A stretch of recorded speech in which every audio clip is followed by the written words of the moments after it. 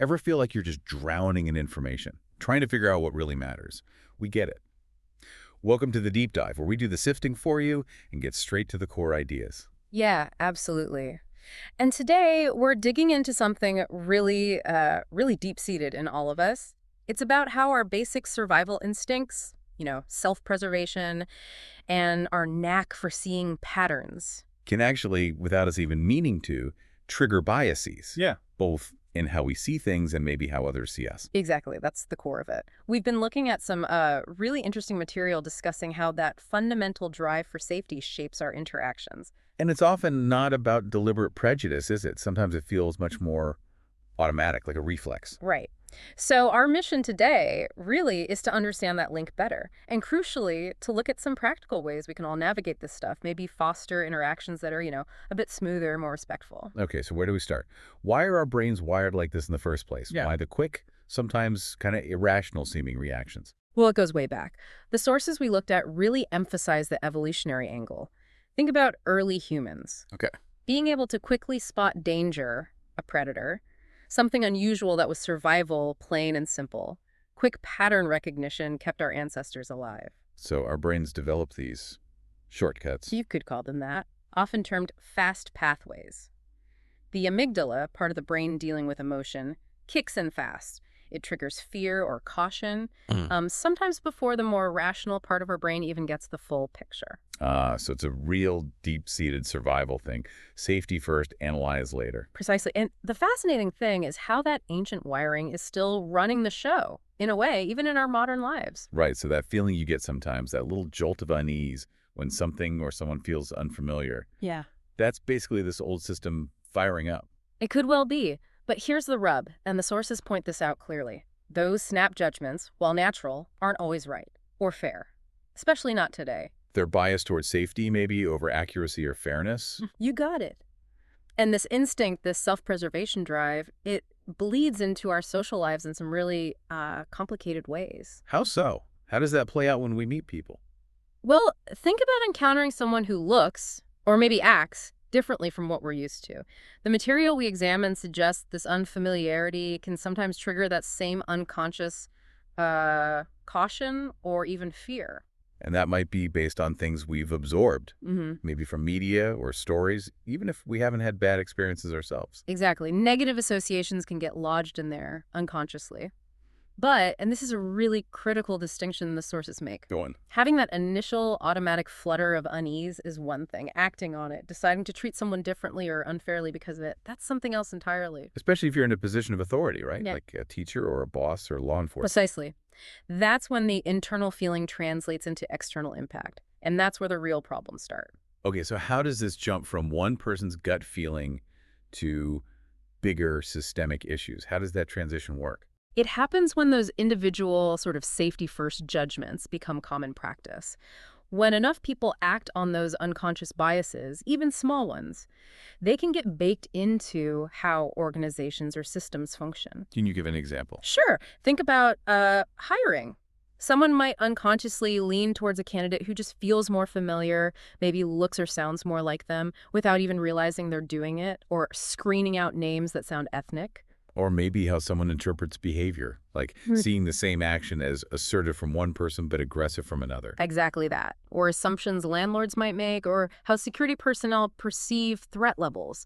These little moments, repeated across a system by many individuals acting on similar, maybe unconscious instincts. They add up. They create patterns of disadvantage. Right. Even if the origin is this basic self-preservation thing or a preference for the familiar, the outcome can still be discriminatory and unjust. It creates these systemic headwinds for certain groups. Now, something else the sources touched on. Sometimes people try to justify these feelings by pointing to, like, facts, statistics maybe. Ah, yes. The well-known facts justification. This is tricky.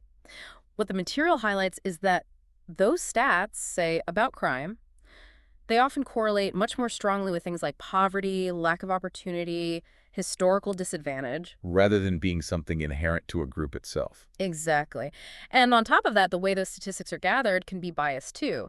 Like, if certain neighborhoods are policed much more heavily, you'll naturally find more recorded incidents there. So the fact itself might be a product of the bias, not independent proof of it. It's kind of circular. It can be, yeah, a self-reinforcing loop. Which leads us to another really crucial point from the discussions we reviewed. Okay. While tackling prejudice head-on is vital, there's also an element of understanding how social dynamics work. This includes being mindful of how our own appearance and behavior might be perceived in different situations. Okay, now we need to tread carefully here, right? Yeah. This isn't about blaming someone for the bias they face. Absolutely not. That's a critical clarification the sources make. It's definitely not victim blaming. It's more about social awareness, understanding context. So like knowing your audience, understanding that in certain environments, presenting yourself in a way that signals, say, respect or non-threat, might help navigate potential biases rooted in that other person's self-preservation instinct. Kind of. Think about basic things. Appropriate attire for the situation, a calm demeanor, clear communication. These things can sometimes help bridge gaps in perception. They signal trustworthiness or respect within that specific context. It's about navigating the reality of how perceptions work, sometimes. It's about being aware of the signals we send, consciously or unconsciously. Yes, but, and it's a big but, this awareness never, ever excuses discrimination. The responsibility to overcome bias always rests with the person holding the bias, not the person potentially triggering it just by existing. Right. So self-awareness about presentation can be a practical tool, maybe, but it's not a justification for someone else's prejudice. The onus is on the perceiver to manage their reaction. Absolutely. Context is everything. With that crucial caveat in mind, the sources do offer some useful strategies for moving forward. For everyone. Like what? Well, one big one is simply increasing positive exposure to difference. Familiarity genuinely seems to reduce that automatic fear or caution response. Makes sense. Yeah. The less unfamiliar something is, the less likely that old alarm system is to go off unnecessarily. Yeah. So more diverse environments, positive representation in media. Exactly. Creating genuine opportunities for interaction. Another strategy is consciously focusing on shared identity. Finding common ground, focusing on us instead of us versus them. Right. Highlighting common goals, common values. It helps break down those barriers. And then there's the individual level. What can we do? Training ourselves to pause, to notice that initial gut reaction and deliberately choose a more considered response. Mindfulness, critical thinking, these help override the autopilot. Taking a breath before reacting. Basically, yes. And fostering environments where it's okay to actually talk about bias without immediate shame or defensiveness, that's huge. Because if it stays hidden, unspoken, it just festers there. Pretty much. Yeah. And personal stories are powerful, too. Hearing someone's direct experience that builds empathy in a way stats often can't. And systemically. Designing institutions to be fairer from the ground up, policies that limit subjective judgment where bias can creep in, that actively promote equity. Building better systems. And for all of us, just trying to cultivate curiosity instead of judgment, asking questions, really listening. For the person who might be judged, the advice is sometimes about that awareness of presentation, knowing the context, being assertive but maybe not aggressive, showing respect. For the person doing the judging, slow down, consider context, listen first. Don't just assume threat. Okay, so wrapping this up. It sounds like our basic human wiring for safety and pattern spotting can unfortunately feed into bias. But understanding that, being mindful of how we interact, and yes, even how we present ourselves in context, and actively working on mutual respect, these are key. They really are. It's about mitigating the harm those instincts can cause in our complex social world. Which leaves us with a pretty big question to chew on, doesn't it?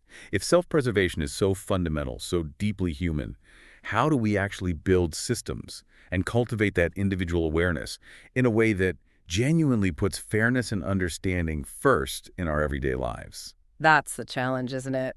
And really, this deep dive has just skimmed the surface. There's so much more out there. Implicit bias research, specific examples in work, in communities. Definitely food for thought. We really encourage you to keep exploring this, keep asking questions, maybe even question some of your own automatic reactions. Thanks for joining us.